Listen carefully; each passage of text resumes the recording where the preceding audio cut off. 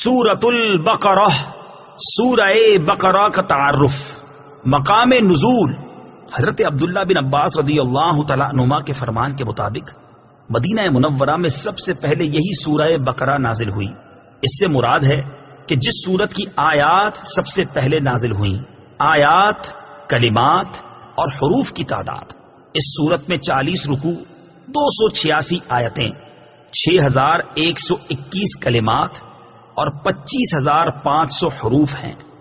بقرہ نام رکھے جانے کی وجہ، عربی میں گائے کو بقرۃن کہتے ہیں، اور اس سورت کے 8ویں اور 9ویں رکوع کی آیت نمبر 67 تا 73، 67 تا 73 میں بنی اسرائیل کی ایک گائے کا واقعہ بیان کیا گیا ہے۔ اس کی مناسبت سے اسے سورہ بقرہ کہتے ہیں۔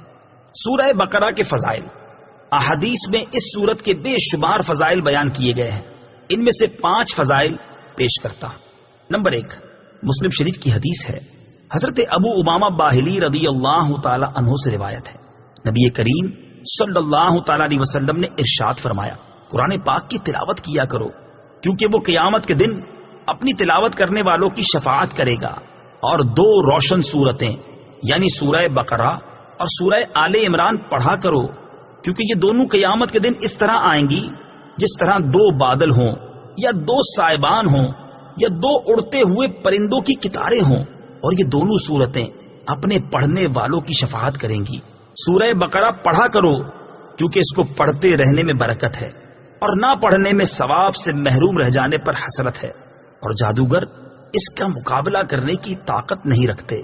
نمبر 2، مسلم شریف ہی کی حدیث ہے، حضرت ابو ہریرہ رضی اللہ تعالی عنہ سے روایت ہے، حضور پر نور صلی اللہ تعالی علیہ وسلم نے ارشاد فرمایا، اپنے گھروں کو قبرستان نہ بناؤ، یعنی اپنے گھروں میں عبادت کیا کرو، اور شیطان اس گھر سے بھاگتا ہے جس میں سورہ بقرہ کی تلاوت کی جاتی ہے۔